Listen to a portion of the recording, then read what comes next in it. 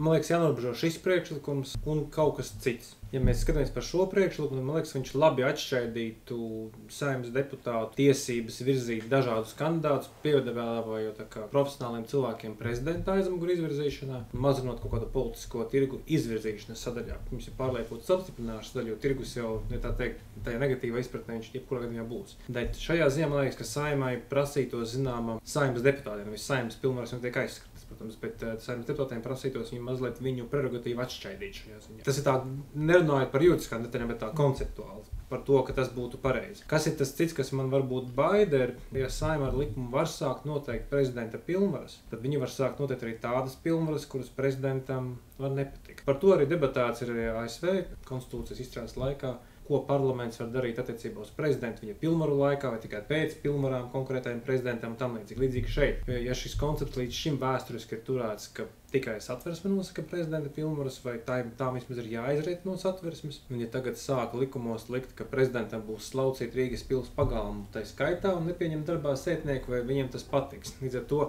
šī ir tā bīstamā daļa šim priekšlikumam, tās nākamās konsekvences, bet pats par sevi koncepts tieši, kas ir piedāvāts, man kā ideja šķiet laba, bet tur ir juridiski detaļas. Es visas neiešu, tagad atstāšu kolēģiem par viņiem vārdām, bet man tas precedents, ka Saeima ar likumos var sākt visu kaut ko prezidentam dod arī to, kas viņam var nepatikt. Un te ir tas varas dalīšanas principa aspekts, ka ko prezidentam tad būs darīt, ja viņam sāks sūtīt dāvanas uz pili šādā veidā ar papildus pilnvarām, kuras viņam nešķitīs pareizes, varbūt pat kādreiz pretrunā esošas. Kaut kā viņš var iet uz Satversmes tiesu, protams, bet jautājums, vai visas viņas būs apstrīdamas. Šīs pilnvaras ir paredzēts ielikt tajos likumos speciālijos. Jā. Nu, tā ir tā nianse, ka laikam pati koncepts man patīk, bet tur vēl daudz citu juridisku detaļu, ko kolēģi noteikti varēs nosekt daudz precīzāk. Mēs šo lietu esam ar citiem kolēģiem jau labu laiku iepriekš pētījuši. Tas bija Valsts prezidenta konstitucionālo tiesību komisijas viedoklis par valsts prezidenta pilnvaru. Mans viedoklis nav mainījies jau no tiem laikiem līdz mūsdienām, un tas galvenais, man liekas, būtu koncepts, vai ir problēma.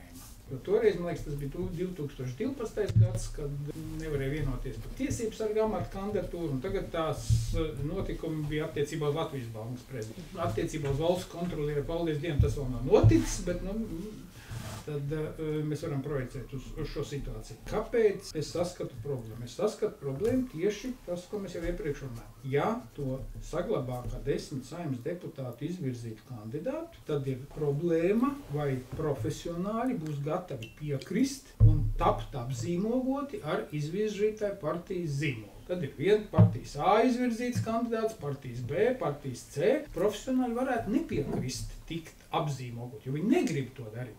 Viņi varētu piekrist, ja viņus virza 2-3 partijas, varbūt pat valdība vai vēl kāds, bet nevis pat noteikti politiskas partijas. Man ir jāpiekrīt tam, kas saka, ka šeit ir arī cita problēma. Pirmkārt, toreiz 2012. gadā, kad mēs šo lietu pētījām ar pārējiem kolēģiem, mūsu secinājums bija, ka šādai lietai ir argumenti par, bet ja šo grib veikt, tad ir grozījumi Satversmē. Piemēram, attiecībā uz valsts kontroli kā konstitucionāla institūcija, man pat ir grūti iedomāties, kā mēs varētu pateikt, ka tas nemaina varas balansu, ja konstitucionālās institūcijas vadītāji tagad nominē nevis Saeimas deputātu, bet valsts prezidents. Līdz ar to es pilnīgi piekrītu Edgaram, ka primārā diskusija, kas šeit vajadzētu būt, vai mēs uzskatām, ka prezidenta pilnvaru un kompetences uzskatījums Satversmē ir izsmeļoši vai nē.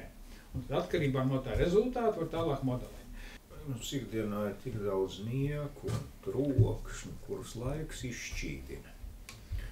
Un arī šis sīkais, nebūtiskais atgadījums ar Latvijas Bankas prezidenta izvēli aizmirsīsies visnotaļ ātri.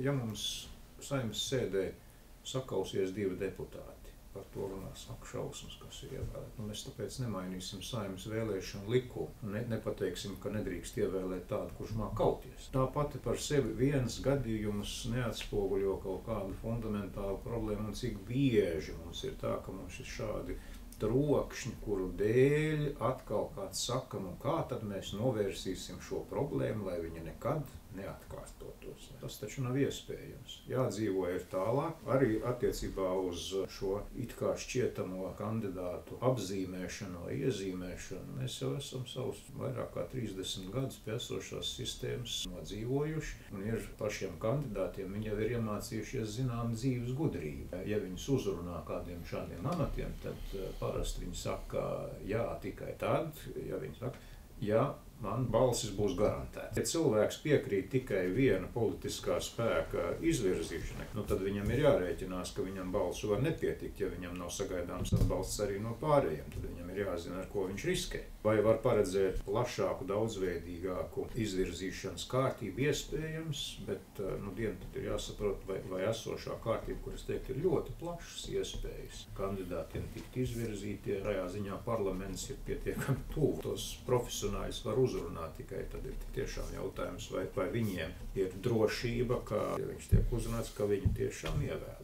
Tur vienmēr ir riski, bet tas ir normāls politisks process vienā demokrātiskā valstī. Ja mēs apskatāmies tagad Vācijas kancleru ar pirmo balsojumu neievēlēja, kādas šausmas, vai ne? Labi, vēsturiski tas ieies, vai viņi tāpēc teiks, kad ir jāmaina Vācijā parlamentārismu sistēma vai jāparedz kaut kādas izmaiņas konstitūcijā, tā tikai tādēļ, ka no 49. gada pirmo reizi, vienā balsojumā neievēl kancleru. Jā, īpašs gadījums, bet tāpat par sevi nav problēma. Tāpat arī šeit. Kāds var teikt, ka process nebija politiski labi organizēts, viedokļi par to var būt dažādi, bet parlamentārismā tā nebija. Problēma, manuprāt, ir tas, ka cilvēkiem varētu nepatikt, ka viņus virza politiskās partijas ar zemu reitingu sabiedrībā. Un te, man liekas, ir tas, neviens nevēlās, lai viņu virzītu. Viņš saka, virziet vairākas partijas kopā, lai man būtu balsu vairākums, bet te jau ir balsu vairākums, tad nekas vairs nav nepieciešams. Manuprāt, arī nav pareizi vispār jebkādi grozījumi, kas garantētu ievēlēšanu. Tas ir pilnīgi,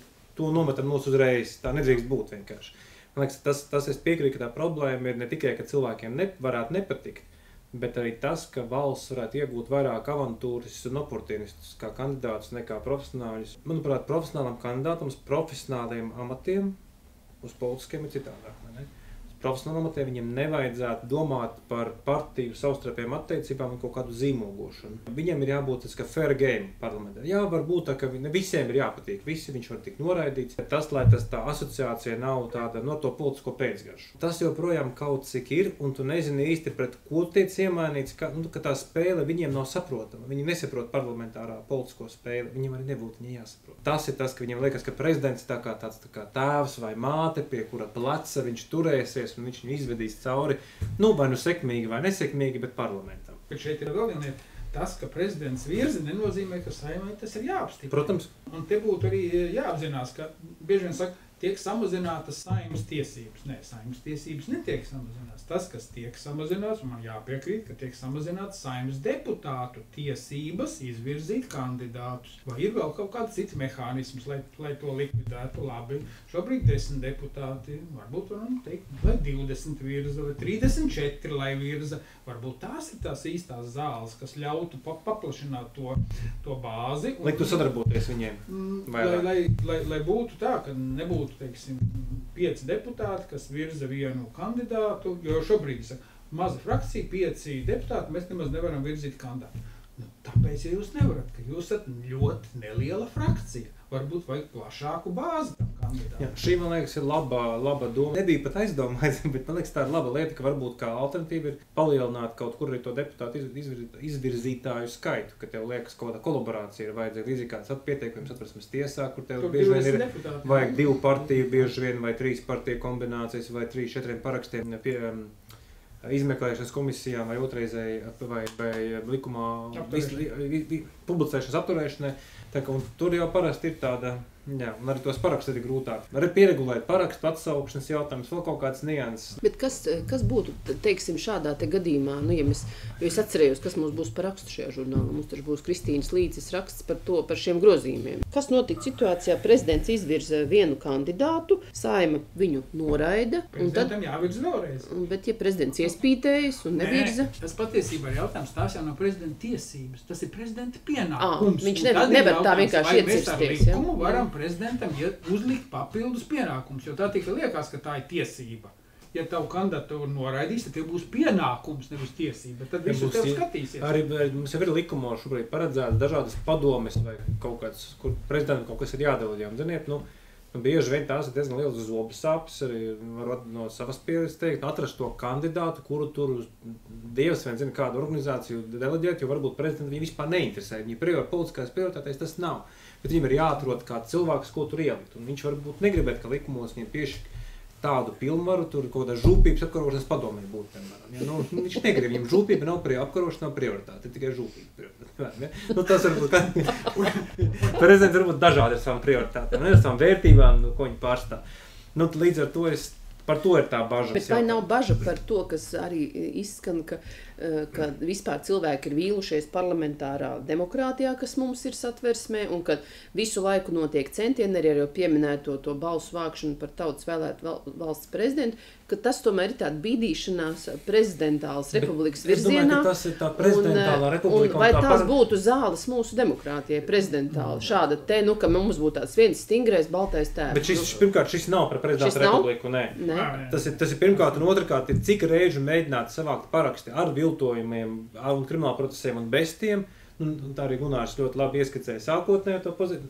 Nav sanācis viņus savākt. Es nezinu, kam ir jānotiek, lai savāktu. Tāpēc es teicu, ka tas prezidenta stāsts ir drusku un prezidentālisma stāsts ir noliekams kaut kur malā vispār. Turklāt tam jau nav tieši sakarā ar cilvēku apmierinātību, vai cilvēki prezidentālās valstīs jūtās laimīgāk kā cilvēku parlamentārās valstīs. Diez vai tur ir kaut kāda korelācija. Nē, kamēr nepamēģinās, neuzzinās.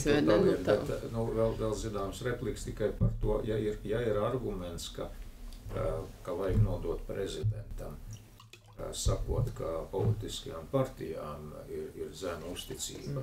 Var būt situācija, kad arī valsts prezidentam ir zema uzticība. Tas ir pirmkārt. Mums arī ir bijuši tādi prezidenti, kuriem ir zema uzticība. Es raugos uz valsts prezidenta institūciju, un man bija zināma cerība, ka iedibināsies tradīcija, ka valsts prezidents patiesi ir bezparteisks, un viņam nav bijusi, varētu teikt, es uz valsts prezidentu Latvijā raugos kā kaut ko līdzīgu kā uz Anglijas monarhu, tikai vēlētu. Absolūta politiska neutralitāte, valsts galva, protams, viņš var izvēlēties savu politisko darbu kārtību, uzsvars un tā tālāk. Arī valsts prezidents var būt pieskaitāms noteiktam politiskam virzienam, politiskam spēkam, un nav svarīgi, viņš tur noliek vai nenoliek to biedru karti pēc tam, vai ne?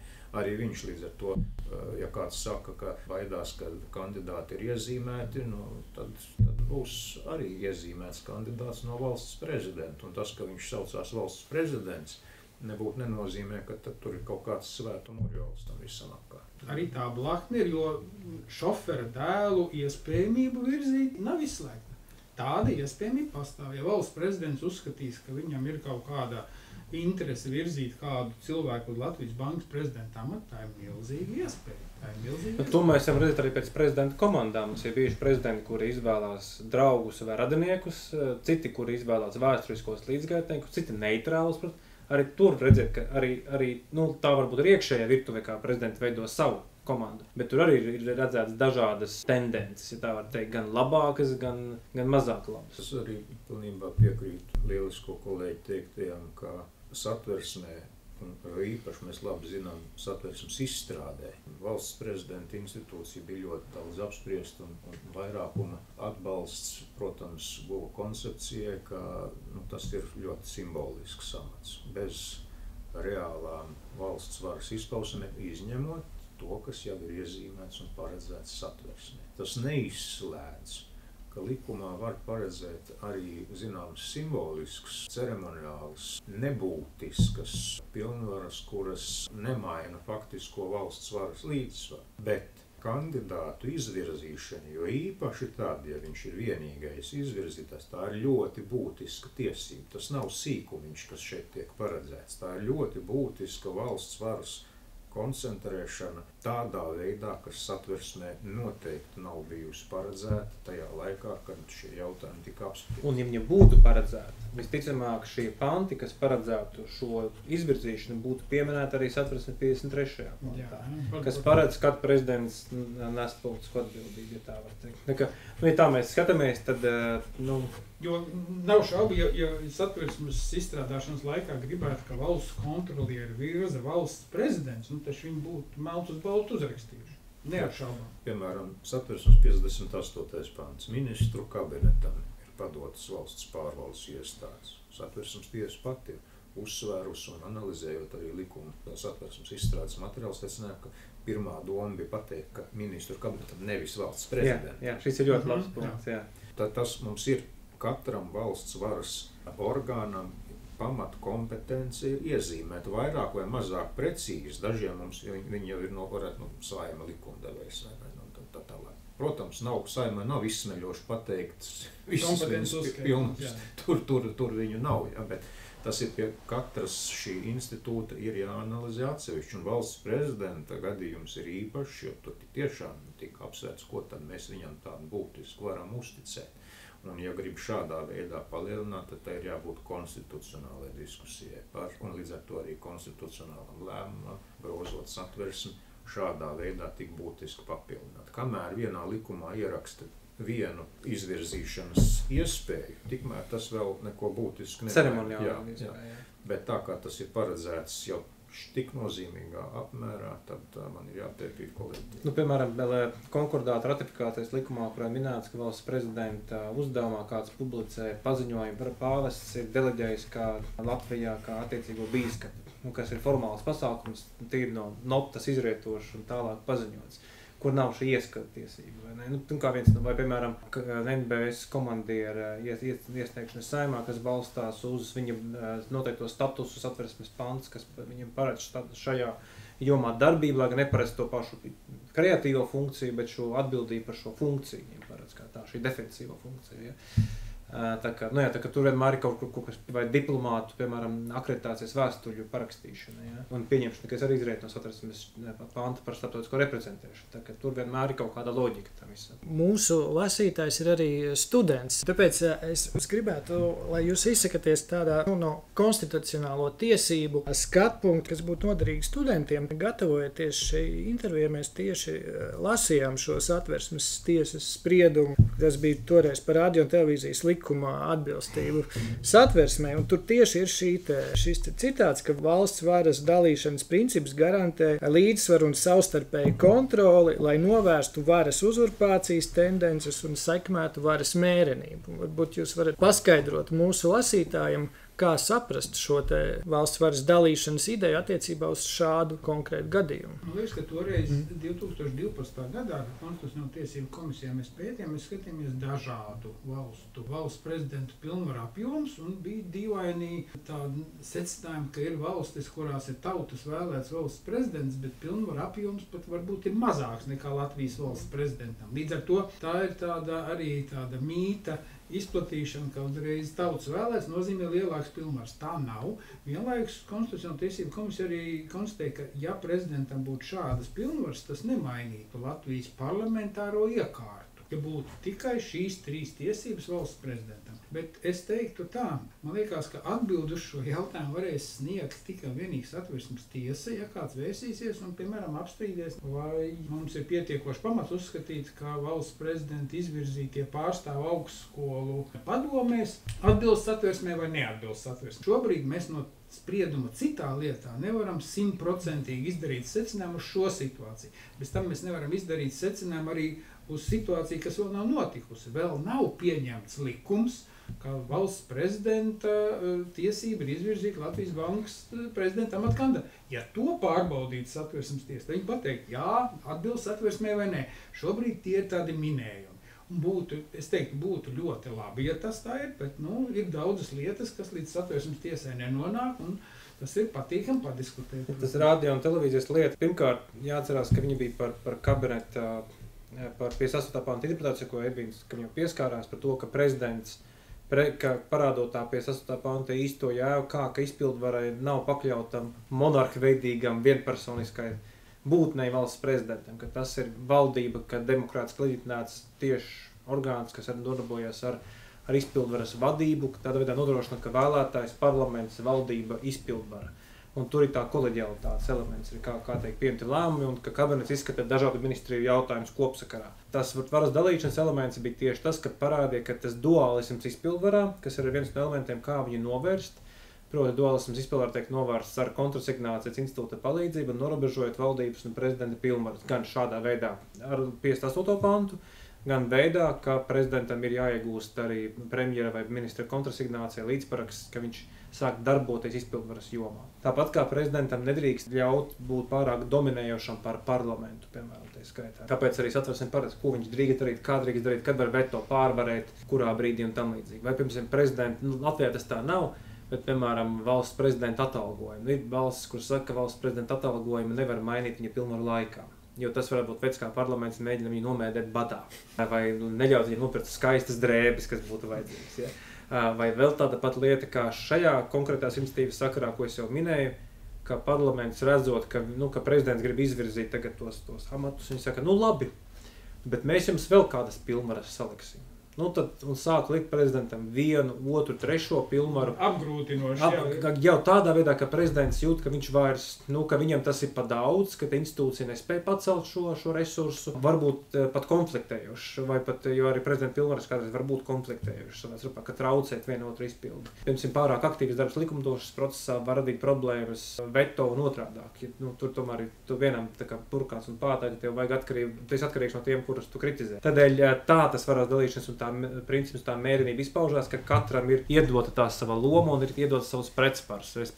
Un šis, man liekas, nedaudz rada augstniki, ka parlaments var ļaunprātīgi apieties ar prezidentu veidā, kā viņš to pats vēl nav iedomājis. Tad izskaidrs lūdzu par otru iniciatīvu, kas ir grozījuma likumā par tautas nobalsošanu. Tātad tur ir tā priekšvēsture, ka ir 2012. gada grozījuma likumā, ka tika samazināta valsts līdzdalība. Tas ir par jocīgi. Kāpēc mums liekas, ka tika samazināta valsts līdzdalība? To es nevaru saprast. Tas ir tāds izveidojies mīts. Es pat īsti nezinu, kas to ir. Es redzu, ka vairākas izpausmes. Šī lieta tika skatīta Satversmes tiesā, un cik es atceros, tad tas viens no būtiskākajiem piedāvātajiem jauninājumiem bija tas, ka ļaut parakstus vākt arī elektroniski, izmantojot valsts atzītas sistēmas. Protams, ka to 2012. gadu nebija tāds portāls Latvija.lv, kā mēs šobrīd esam pieraduši. Šobrīd jūs paskatīsieties parakstu vākšanu. Vairāk kā 95% parakstu, piemēram, tur, kur bija, man liekas, tie apturētie ostu likumu grozījumi, kas ir savākti elektroniski. Tā ir valsts līdzdalība. Tā ir tieša valsts līdzdalība. Sabiedrības vai valsts? Nē, ka valsts piedāvā, kā vēlētājs varētu realizēt šīs tiesības. Ja mēs ar valsts līdzdalību saprotam, ka katrā pašvaldībā ir jāatver telpas, kurā cilvēks atrodas 4 stundas un atnāk 2 vēlētāji nedēļā un parakstās, tad, manuprāt, tā nav valsts līdzdalība, tā ir valsts naudas izsaimniekošana. Tas nav, tad, man liekas, vieglāk ir pie katra vēlētāja uz mājām aizbraukt, paprasīt, kā tev ir ar taksometru un vēl kaut ko. Man šķiet, ka vēlētāju līdzdalībai šobrīd ir ļoti efektīvas formas. Un es, godīgi sakot, nelīdz galam saprotu valsts prezidenta ieceri. Es esmu dzirdējis, kā tas tiek pasniegts, bet es šobrīd nelīdz galam saprotu, pie kādām sekām tas var novest. Jo man šķiet, tas, kas šobrīd ir, 10 vēlētāji vēršās centrālā vēlēšana komisijā, viņiem ir izstrādāts likumprojekts vai Satversmes grozījuma projekts un tiek sākta parakstu vākšana. Šis netiek grozīts ar valsts prezidenta ierosinātu. Ar valsts prezidenta ierosinājumu tika piedāvāts izveidot sistēmu, ka gadījumā, ja tiek savākti 5% 6 mēnešu laikā. Piekam, šobrīd var vākt gadu. Valsts prezidents saka, vāc 6 mēneši, un pēc tam tad to pēdējo mēnesi vāks arī pašvaldībās. Bet mani novērojumi liecina, ka diez vai, ja nav savākts 6 mēnešos, tad tajā vienā mēnesī, kur valsts, man liekas, man būtu jādomā, cik tas ir liederīgi, pilnīgi visās pašvaldībās papildus tam, ka var parakstīties elektroniski, atvērt vēl klātienes punktus, un sūtīt tur paraksta lapas. Es nelīdz galam saprotu, es pieļauju, ka varbūt tas ir vienkārši nav izstāstīts līdz galam, un varbūt ir vēl kaut kādi citas, teiksim, likumsakarības. Bet es nelīdz galam saprotu, un es nevaru īsti piekrist tam, ka tas ir liberālāk. Jo tiek saglabāta esošā kārtība, ka 10 vēlētāji var vēsties Centrālā vēlēšana komisija vai politiskā partija sāk to kampaņu, tiek saglabāts 10% slieksnis, kas ir satversmē, un tiek piedāvāts kaut kas pa vidu. Un man liekas, tas, kas pa vidu tiek piedāvāts, ir īsāks termiņš atsevišķām parakstu vākšanā. Tās, kuras pirmajos mēnešos sasniedz 5%. Man jautājums, kāpēc? Kāpēc, ja tu sasniedz 5%, tev ir neizdevīgāk nekā tu sasniegtu 3% un vāktu parakstus vēl gadu? Man liekas, ka tu teiksim tā no saskaitāmo summas, no saskatāmā kārtības summa nemainās. Tāpat arī jāsavās viena desmitdaļa vēlētāji, agri vai vēlu. Man ļoti daudz iniciatīvu gadījumā varbūt ir vienkārši jāatzīst, ka pirmkārt gan vai ka tauta nav vēlējusies piedalīties, vai viņai tas jautājums ir bijis neaktuāls, absolūti. Tas nav viens un tas pats. Nu, dažādi, varbūt daži vienkārši negrib, tā nav man darīšana, par to jālien parlamentam, kā viens teica. Otrs saka, ka man tas vienkārši ir neaktuāli. Tas ir pirmkārt, un otrkārt tā iepriekšējā sistēma nebija liberālāka. Lai tos 10 000 parakstu tolaik pirms 12. gada savāktu. Piemēram, tur bija vajadzīgs diezgan liela naudas summa, vismaz 20 000 latu, vēlāk bija šī mazāk vajadzīgs. 11 000. Jā, to arī parādīja, ka par ļoti populāriem jautājumiem paraksti tika viltoti, bija krimināla procesa. Tas nozīmē jau, ka jau pat to nevarēja savākt tajā laikā. Bet tas nozīmē, ka tas nebija nemaz tik vienkārši, jo šī sistēma bija jau daudz vienkāršāk, jo tev ir ilgāks laiks, un tu vari vākt diezgan elektroniskā veidā. Man liekas, ka mēs varbūt kādreiz intereses trūkumu sakam, ka tas tās matemātikas dēļ. Labi, ja savukārt paredzētu, ka 10 000 ir savāc elektroniskā veidā, man liekas, tas būtu drusciņi par zemu, jo tautai tomēr ir jābūt arī darba dalīšanai, mēs lietojam Edvīņa terminu, tomēr jābūt arī pasargātāji no dažāda veida iniciatīvu bombardēšanas, ka man visu laiku traucē. Tas ir tāds koncepts, arī, ko es atceros ļoti labi no Federalist Papers, kas ir ASV tādā konstitucionāla doktrīnas, ka tautai, viņu nevajag pārāk bieži traucēt. Un viņai nevajag svārstīties katram, arī kā politiķim, tātad katram vējam līdzi. Un tas arī ir svarīgi, ka referendumi netiek izmantoti šādā veidā. Bieži nepareizs koncepts, man ļoti patīk, Edvīns ir par to pateicis. Nevajag domāt, ka referendums ir demokrātijas citadele, ka augstāka punkta vairs nav. Protams, ka tā politiķi domā un arī daudziem politologiem patīk šīs frāzes tā bārstīt, manuprāt, jo mazāk viņu būs, un tikai pašos būtiskākos jautājumos, jo tas ir pareizāk. Mums ir pārstāvnieciskā demokrātija, un pēc otrā pasaules kara mums tomēr tā tendence, ka tautai neprasa pārāk daudz lietas, jo redz, kur tas var novest, ja viņi tiek manipulēti, tā skaitā ļauniem nolūkiem. Es vēl saskatīju to, ka šobrīd satversmē, man liekas, ir ļoti labs balans, ka partijas nevar novelt savu atbildību uz vēlētājiem. Jo satversmē tagad ir laba sistēma, kad jāsasniedz konkrēts skaits, tikai tad parlaments izskata, un tad atkarībā no tā vai pieņem vai noraida, notiek tautas nobalsošana vai nenotiek.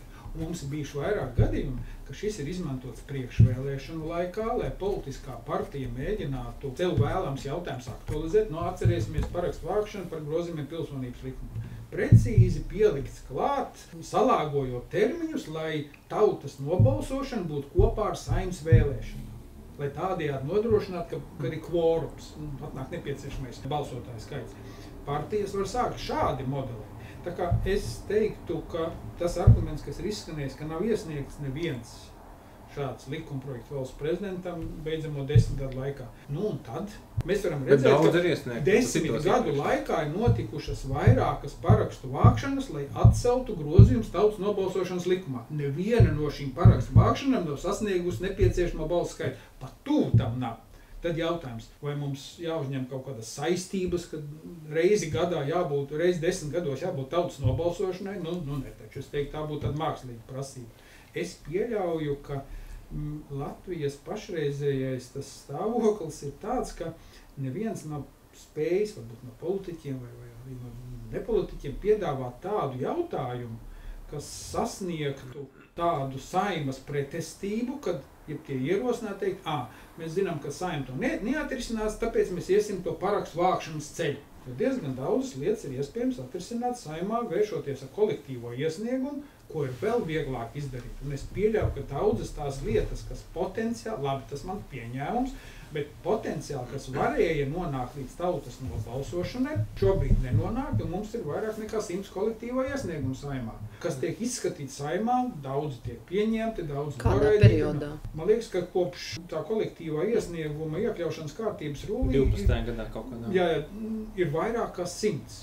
Līdz ar to, atkal, tas ir mans pieņēmums, ka kāds no tiem varētu būt, bet ir vieglāki ceļi. Tiklīdz kā ir vieglāki ceļi, ātrāk nonāk Saimā, un no vienas puses tas ir arī vieglāk tiem parakstu vācējiem, jo viņiem savākt parakstus par pilnībā izstrādātu likumprojektu, tas galvenais uzsvars tev jāsagatavo šis pilnībā izstrādāts likumprojekts, ko Centrāla vēlēšana komisija var izbrāķēt. Savukārt manā balstu raksta tikai to ideju. Tā ir tāda A4 lapas ideja, varbūt pat mazāk, ko jūs vēlaties. Galvenā problēma nav sliekšņums, jāpāt varbūt tur gan vēlētāju kūtrums, aktuālu būtisku iniciatīvu trūkums, vai pat labi, ka viņi nav arī iespējams, ka viss ir izdarīts jau parlamenta līmenī. Tas nav tikai matemātika, ka pārbīdot to sliekšņu uz turieni vai turieni, mainīsies pieeja. Man liekas, ka tas nav tas. Es gribētu būt optimists un cerēt, ka apstākļus, ka mums pēdējo 11 gadu laikā nav bijis savākts 1/10 daļa. Nav bijuši šāda veida arī referendumi, gluži vienkārši tautas gudrības izpausme. Mums, kā jūs arī sākumā minējāt, mums tās iespējas tikt sadzirdētiem ir ārkārtīgi plašas un viņas tiek aktīvi arī izmantotas. Un Satversmē paredzētais likuma projektu iesniegšanas institūts, ka vēlētāji var iesniegt likuma projektu un arī tie gadījumi, kad var notikt tautas nobalsošana, tā ir ārkārtas situācija. Tas ir tautai vienmēr ir gala vārds un plašas iespējas, bet tauta ir kā dusošs vulkāns. Izvirdīs tad, kad sakrāsies attiecīgs spiediens, vai ne? Mēs varam būt priecīgi, ka šādu kataršu pēdējos 11 gados nav bijuši. Tā ir laime, nevis kaut kas slikts. Ja mēs atceramies, kas bija pēdējais izvirdums, tā teikt, varbūt tas arī ir tāds gudrības izpaudums, ka tas bija valodas ka patiesībā tas parādīja to, manuprāt, arī daļai sabiedrības, ka referendumu var izmantot veidā, kā atcelt sabiedrību, ja tā var teikt. Es varbūt pārspīlēju tajā formulējumā, bet pateikt, ka mēs varbūt gribam pilnībā kaut kā citāk uz jums paskatīties uz visu sabiedrību, mainīt jūsu pamatus, kā jūs dzīvot. Un tas nekas, ka jūs negribat par šo balsot, jums nāksies par to nobalsot. Tas būs jāpliecina vēlreiz. Tas varbūt daudz likās, ka varbūt, ka nav baigi labā doma ik pa laikam kaut ko tādu rīkot. Man liekas, ka tas arī bija tolaik politiskais pieprasījums pēc šī referenduma atrisināt to, ka mūs par šādām lietām netraucē. Tagad kurš muļķis politiķis to pieņem? Ne jau politiķi paši izdomāja pretēji tautas interesēm, to noziedzīgā vienošanās ceļā to panāca. Nē, tas bija diezgan skaidrs, arī elektorāta pieprasījums atpestiet mums no šī negribam kādu laiku. Tas arī tika sasniegts. Bet es domāju, ja būtu iniciatīva, būtu izvirduma pamats, tad arī, es domāju, nekavēties savākt elektroniskos balsu skaitu, vienkārši neskatoties tur pāris dienu. Tās parasti, ja tu redzi, ja kaut kas iet, tad viņš iet uzreiz. Man šķiet, ka politiskās partijas ir jau iemācījušās ieraudzīt tās tēmas, kas vēlētājiem ir interesanti. Un ja kāda biedrība vai partija grasās to rosināt, tad es pieļauju kādu citu uzreiz paņem, redziet, mums tāda biedrība pazīstama, kurai līdzīgas idejas un nes uz Saimu. Tās pašas Saimas komisijas, kas uzaicina savās sēdēs piedalīties dažādas biedrības, organizācijas. Es domāju, mēs esam izveidojuši sistēmu, kur ir vairākas durvis, kur tā ideja var ātrāk nonākt parlamentā, un tas, ka 10 gadus nav bijis, es piekrītu Edvinam, tad tas ir vienkārši parāda, ka tas cits mehānisms ir efektīvāks. Cits mehānisms šobrīd ir efektīvāks, varbūt nav tādu jautājumu. Vai arī parlaments doties vienkārši uz Saeimas komisijām cilvēkiem. Ne, bet arī, pat arī tik vienkārši iespēja. Jā, bet arī parlaments, manuprāt, ja mēs paskatāmies tās iniciatīvas, kas vēsturiski ieguva vairāk, un vēl tālāk patiram atpakaļ. Nu tad lielākoties tev ir tur privatizācijas, neprivatizācijas, kuras tur vai tas pats drošības likuma, tur bija kaut kas jāsaka. Tur bija jāturē, bet pārākš tev jāvāc tāpat, bet idejas, ka kaut kāda aktivitāte, kurā gadījumā ir kaut kādas vēl, nu tie bija tādi lieli notikumi, kur vai tas pats pilsonības jautājums, tas bija tāds, nu tās nav iniciatīvas, kuras varbūt šobrīd mēs esam nobriedušāka sabiedrība, politiķi varbūt arī vairāk domā ar pakausi, kas ar viņiem varētu notikt, ja viņi pieļaus kaut ko. Es domāju, ka tā ir kādreiz parakstījušies jūs par kaut ko? Jā, es esmu. Ko? Neatceros. Ja godīgi tiešām neatceros. Ne par drošības likmē tas bija, bet tas nav tas pāns, tas ir 72. pāns. Tu mēs plecam kopā visu vēl par ko parakstījām, mēs balsojām. Man liekas, mēs gribam piedāvāt mehānismu, bet vēlētājs īsti nepieprasa to. Vēlētājs pieprasa, lai viņam būtu ietekmes iespējas. Un šis priekšlikums viņi grib kaut kā ierāmēt. Vēlētājs grib ātrāk, vienkāršāk, un šobrīd ir tie ātrākie vienkāršāk mehānismi. Un man liekas, tieši tāpat arī ar daudziem citiem priekšlikumiem. Tiek domāts, ka pieņem šo vienu, un tad iestāsies uzreiz tāda laime, un uzreiz viss sakārtosies. Bieži vien šādas domas ir tāda ilūzija. Nu, nav, man liekas, vairs tādu elementu, ko pielikt, un tā sistēma uzreiz sāk strādāt. Un tā galvenā, man liekas, lieta ir tāda, vēlētājs ir neatkarīgi ne no proporcionālām vēlēšanām, ne no mažoritārām vēlēšanām, ne no piedalīšanās tautas nobalsošanā. Un bieži vien saka, jā, vajadzētu mainīt no proporcionāls uz mažoritāro, jo augstāko padomu taču ievēlēja mažoritārās vēlēšanās, un redz, cik viņi labi izdarīja atjauno Latvijas neatkarību. Tad viņam jautāja, bet Satversmes sapulce ievēlēja proporcionālās vēlēšanās, kas izstrādāja Satversmi, pēc kuras mēs dzīvojam vēl šo baldu dienu. Tad kāpēc jūs ņemat vienu un neņemat citu? Pēc tam Satversmes sapulce ievēlēja ar negrozāmiem sarakstiem, kas mēs tagad piedāvāsim, vēlētāji būs, es domāju, ļoti neapmierināti par šādu lietu. Tas, man liekas, viens no jautājumiem, ko mums vajadzētu parunāt par vēlēšanu sistēmas maiņu. Tā vienmēr tā, ka darba kārtība, tas jautājums parādās kaut kur tur fonā. Vēlētājs ir jebkāds, vēlētājs ir tāds pats gan pie proporcionālas, gan pie mažoritāras sistēmas. Nemainās. Līdz ar to tas, kādu sistēmu piedāvā, nemaina vēlētāja zināšanas. Man liekas, te ir tas, mums Latvijā varbūt pietrūkst politisko prasmju, tādas popularizēšanas, lai vēlētāji zinātu, lai cilvēki neizvēlētos partiju, par kuru viņi balsot aiziet uz vēlēšanu iecirkni, tad šķirsta, kuru tu tad varētu būt, meklē sev. Ja pirms tam tu neesi savu mājas darbu izdarījis, tad izdarīt to tikai iecirknī, nu tas ir stipri par vēlu. Labāk nē. Tas nav mans secinājums, bet mans viedoklis. Bet tā šobrīd ir diezgan populāra ideja, un arī atkal atgriežoties pie sociālajiem tīkliem, tas ir ļoti populāri šobrīd runāt par vēlēšanu sistēmas maiņu, par to, ka visa šī pašreizējā sistēma neļauj mums izvēlēties labākos kadrus Saeimā, un ka mums ir kaut kas jādara vēlēšanu sistēmā. Un savukārt, ka paklausāmies, piemēram, ko lietuvieši saka, viņi saka, Dieva dēļ nedariet to, kas pie mums ir, mēs apskaužam jūs par jūsu sistēmu. Tā ir tā cilvēka nesaprot, ko viņi dara bieži vien, un tā ir tā lielākā problēma, ka viņi, ja viņi domā, ka tur būs labāk tur kā šeit, man drīzāk ir jāskatās uz to, kur tad ir tā problēma tajā vēlēšanu sistēmā. Nevis sistēma, ko var uzlabot esošajā vēlēšana kārtībā, lai viņa kļūtu varbūt vēl vēlētājam, es nezinu, draudzīgāka vai vēlētāju padarīt vēl varenāku kaut kādā brīdī. Ja? Piemēram, kas varētu būt? Bet tā mēs to kolēģi tiksim, bet nevajag uzreiz atcelt, teikt, ka mēs leksim no proporcionālas un mažoritāro, jo mažoritārā jau ne ar ko nav, viņai ir citi mīnusi, viņai varbūt ir kaut kāds trūkums, pozitīvais tas, ka tur ir tas uzvarētājs paņem visu, bet tas vienlaikus gan ir pluss, gan arī mīnus. Turklāt tam ir jābūt arī referendumā ar lielo konstitucionālo vairākumu maināms pants. Līdz ar to es tādu proporcionālu mažoritāru vēlēšanu drīzāk uzskatu tādu lieku, tukšu laika tērēšanu un tricināšanu. Tad, ja mēs gribam runāt, mēs sākam ar to, kas mūsu vēlēšanu kārtībā ir uzlabojams. netik daudz ar šādiem eksistenciāliem jautājumiem, jo viņi pirmkārt ir neizdarāmi no vēlēšanu, no satversmes viedokļa, man liekas, nav iespējams izgrozīt to pantu, manuprāt. Un otrkārt, tas neko, mēs dabūsim citu, nevis labāku sistēmu. Tieši tas kaimiņu dārza ābolu garšīgāk vienmēr un liekas, ka zāle zaļāk. Vēlēšanas sistēmas maiņa ir, man liekas, pastāvīgs diskusiju priekšmets jau nevienu gadu desmitiem. Tas ir debatēts pirms 100 gadiem, un tieši tas arguments, ko lietuvieši saka, Dievu dēļ neizvēlēties tādu kā pie mums. Un te mēs skaidri varam redzēt, ka lietuviešiem mazāka dalība vēlēšanās, mazāk vēlētāji tiek pārstāvēti parlamentā. Tad, ja mēs paskatāmies, cik ir nobalsojuši par tiem deputātiem, kas ir iekļuvuši parlamentā, kāds ir tas procents? Pie mažoritārām vēlēšanām tas procents vienmēr ir mazāks, pie jauktām jau tuvāks, bet pie proporcionāli vislielākais. Kas ir tā galvenā rūpa? Man liekas, ka viena tā situācija, ko es jau esmu teicis, man šķiet, ka tas, ka ārzemēs dzīvojošie vēlētāji tiek pieskaitīti Rīgas apgabalam, noved pie tā, ka Rīgas apgabalam ir neproporcionāli daudz mandātu.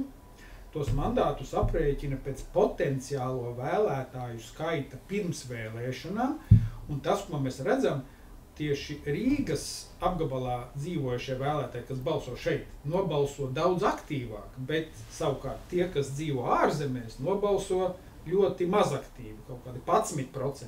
Un tad, kad viņš saskaita kopā, tad iznāk, ka tik un tā Rīgas vēlēšana apgabalā ir vismazākā dalība vēlēšanās. Lai gan patiesībā Rīgā pilsoņu skaits samazinās ļoti minimāli. Iedzīvotāju skaits samazinās ātrāk, pilsoņu skaits samazinās daudz lēnāk. Bet tas, ka ārzemēs dzīvo jau vairāk kā 200,000 Latvijas pilsoņu. Vairāk kā 200,000 Latvijas pilsoņu. Labi, tā no viņiem ir dubulta pilsonība. Bet es domāju, viena lieta, kas saistībā ar vēlēšanām varētu tikt diskutēta, tā būtu jārīko atsevišķa diskusija, lai precīzi identificētu visas iespējamās blaknes. Vai nav pienācis laiks palielināt vēlēšanu apgabalu skaitu? Un man šķiet, ka tā varētu būt viena tāda lieta, kas, jūs labi atceraties, kādreiz varēja partija piedāvāt vienu kandidātu visos 5 vēlēšanu apgabalos. Tad to lokomotīvas principā izliedza. Un tagad partijām ir jāpiedāvā vismaz 5 līderi.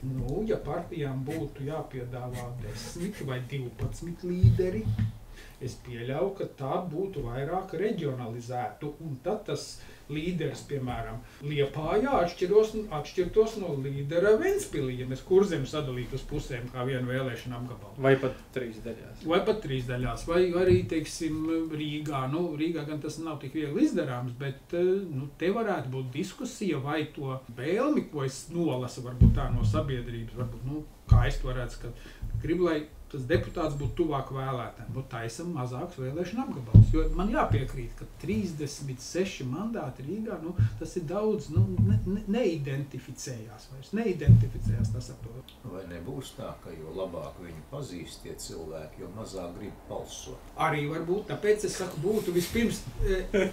Tas man arī ne īsti labi patīk, kā šobrīd man noteikti apspriešana tiek piedāvāts priekšlikums, tad bieži vien tas priekšlikums nav īsti labi sagatavots, viņu stipri izkritizē. Man liekas, ka pareizāks veids būtu vispirms padomāt, kas ir labs, izstrādāt labu un argumentētu priekšlikumu, tad viņu vieglāk būtu pieņemt. Bet, ja iemet pareizu ideju, bet ne tik labi izpildīt, tad dažkārt viņu noraida, tāpēc, ka viņi nav labi noformulēti. Un, man šķiet, ka tā varētu būt diskusija, kas papildinātu ārzemēs atsevišķu vēlēšanu apgabalus. Dažādi risinājumi. Grūti pateikt, kāpēc, piemēram, Latvijas valsts samazina vēlēšanu iecirkņu skaitu ārzemēs. Tāpēc, ka nav naudas. Man liekas, nepietiekoši argumenti, kāpēc nav naudas. Bet tas ārzemju ietekme sākotnējā mandāta noteikšanā, tā ir problēma. Jo tu izveido kaut kādu kvotu personu grupai, kura realitātē šo kvotu atdod izmantošanai kādam citam. Jā. Tā jau ir problēma šobrīd. Es teiktu, ka viņi ir steidzami jārisina. Un es pilnīgi piekrītu par tiem par tiem apgabalu skaita palielināšanu. Un varbūt arī pat kaut kādā mērā, es par pārspīlēšu grozāmajām listēm, varbūt nē. Kā tas izpaustos, grozāmās listes? Šobrīd ir iekšēji grozāmie saraksti, varbūt būtu labi, un tad es teiktu, varbūt ne ārēji grozāmi, varbūt Tā kā Igaunijā bija 10 neatkarīgo kandidātu Igaunijas vēlēšanās. Nevienu, protams, neievēlē, bet bija 10 neatkarīgie kandidāti. Viens individuāls cilvēks piesakās. Ar parakstu savācot. Vai arī tu pieliec pie, piemēram, es balsoju, piemēram, par sarakstu numuru 1, bet sarakstam numuru 2 es varu pierakstīt cilvēku no saraksta numuru 2, nozīmē, ka ja viņu ievēlēs, tad viņam būs vairāk krusti viņa sarakstā. Nu, būs grūtāk elektroniski saskaitīt, bet tas nav galvenais iemesls. Jā, teiksim, tu varianti var būt ļoti Tu var dažādi. iedot tādu kā sirsniņu citam cilvēkam no cits saraksts, ja? Nu, tas tāda monogāmija, atkāpe no monogāmija, zinām. Bet arī šeit ir tas būtu tā, ļoti populāri. Jā, bet arī šeit nav tā, ka tā ideja uzreiz ir laba. Jā, tas ir kā variants apspriest. Jo tas, ko mēs varam redzēt, ir valstis, kas tā ir darījušās, Arī Latvija. un atkāpušās. Uzskatīšu, ka tas noved pie blaknēm. Katrā valstī ir ar savām tradīcijām. Latvijā mēs esam pieraduši pie šādas, amerikāņi pieraduši pie savas, un tāpēc bieži vien Latvijas pilsonis, kas tur dzīvojas 50 gadus ārzemēs, viņš īsti Un ir citas dalībvalstis, kuras kategoriski iebilst pret to, ka tu vari sarakstā iekšienē kaut ko svītrot vai krustiņus likt klāt. Tas būtu dažās valstīs būtu vienkārši absolūti nepieņemami, ka tu proporcionālajās vēlēšanās ļauj vēlētājiem tādu vaļību. Partija ir uzlikusi sarakstu, tā ka tu ņem vai neņem. Tā kā arī tādi, piemēram, ir valsts, kuras ir tā uzskata par savām vēlēšanām. Tā kā katram ir savas tradīcijas. Tā noteikti var darīt. Viena blakne droši vien būs tā, ka būs krietni grūtāk sastādīt kandidātu sarakstus. Jau šobrīd tas ir izaicinājums. Vai mums jāatvieglo politiskām partijām dzīve? Nē, bet tāpēc tam, ja šāda blakne var rasties, tad te ir tieši tas jautājums, kā palielināt to cilvēku skaitu, kuri vispār varētu gribēt apsvērt, kandidēt. Atkal tas ir jautājums par stingriem amatu savienošanas ierobežojumiem saimnes deputātiem. Jo šis prasītu noteikti krietni lielāks pūles atrast arī kvalitatīvus kandidātus, jo ne katru, kurš grib, vajag likt sarakstā. Bet kā ir partijām šobrīd ir jāiesniedz 100 kandidāti vienmēr vēlēšanās? Nē. Bet kas ir tad, ja tā partija ir ļoti populāra, viņai ir 20 kandidāti? Kā tad aizpild Saeimu? Piemēram, kandidātu saraksts iesniedz pa apgabaliem. Un apgabalā pēc apgabala potenciālo vēlētāju skaita Centrālā vēlēšana komisija pasaka, cik ir mandāti. Piemēram, kādreiz Latgalē bija 25, man liekas, uz pirmo Saimu. Tagad, man liekas, ir nokrities stipri. Es nepaņēmu līdz to tabuliņu, kāds tas izmaiņas ir notikuši. Rīgā krasi pieaudzis, ja mēs skatāmies kopš 5. Saimas, tas cipars visu laiku iet uz augšu. Bet tas kopīgais deputātu skaits ir 100. Un tas nozīmē, ka politiskā partija, piemēram, šobrīd iesniedz visos 5 apgabalos, bet viņi var iesniegt, piemēram, 1 kandidātu Kurzemē, 2 Rīgā, 1 Latgalē, 1 vēl visu kaut ko. Viņiem pat nav pienākums iesniegt visos 5. Viņi var iesniegt tikai vienā, bet visi saprot, ka 5% barjeru jāpārvar un jāmeklē balsis visur, tad šobrīd politiskās partijas iesniedz kandidātus visur. Un, ja kādreiz bija jāmaksā nauda par sarakstu iesniegšanu pa apgabaliem, tad tagad ir sarakstu iesniegšana kā tāda. Tāpēc tā lielā nauda ir par visiem sarakstiem. Bet man šķiet, ka te ir politisko partiju arī brīva izvēle. Šobrīd, man liekas, likumā ir ierakstīts, ka kandidātu skaits var būt lielāks nekā vietu skaits. Piemēram, ja tiek domāt teoretiska situācija, ka 4 gadu laikā kāds aiziet prom no parlamenta, vēl kaut kas notiek, un tad tā lieta beidzās ar to, ka pietrūks kandidātu sarakstā ievēlamo to deputātu. Tāpēc tagad var iesniegt arī vairāk kandidātu, bet tas neliedz iesniegt vienu. Un, varbūt tāda situācija, ka ir viens kandidāts. Mans jautājums bija tāds, tāpēc, ka man dēls vienmēr uzdod. Ja? Viņš saka, labi, pieņems, ir tikai daži kandidāti vienas partijas sarakstā, bet par šo partiju, piemēram, nobalso 100% visvēlētāji. Teorētiska situācija. Tad Saeimas sastāv no 10 cilvēkiem? Nē. Kas tad ir tie pārējie 90? Tad tajā dalījuma sistēmā, kas ir senlāka tā dalījuma 38. pantā, ir rakstīts, ka veids tik dalījumus, cik ir kandidāti.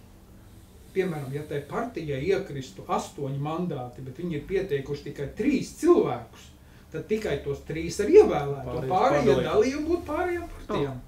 Paši vainīgi, nenovērtēja tautas atbalsta iespējamību. Un jāsaka, Igauni ir mēģinājuši risināt to arī savādāk. Piemēram, Igaunijā ir savādāka sistēma, lai pieļautu to, ka var kandidēt gan individuāli, gan pēc proporcionālās sistēmas varētu kandidēt partiju pieteiktie kandidāti. Nu, tur būtu jāpadomā, kā to salāgot, bet tas nav neizdarāms. Tas, kas man šķiet, ka šobrīd ir vairākas iespējas, kā pārdomāt, vai nepieciešams vēlēšanu sistēmā kaut kādu pilnveidojumu, bet es teiktu tā, vispirms ir jāizvērtē un tad ir jāgriež. Nevis jāiesviež kaut kāds risinājums, un tad ir mežonīgi jāizstāv un apvainojot oponentu un pasakot, vai tu mums piekrīti vai nē, un būs labāk.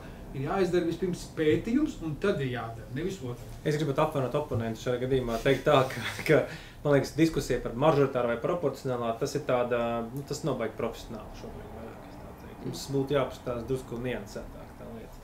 Jo tā vienkārši ar birkām staigāt apkārt, nu, kaut ko, nu, tas nav tas, kādā diskusija būtu jānotiek šobrīd.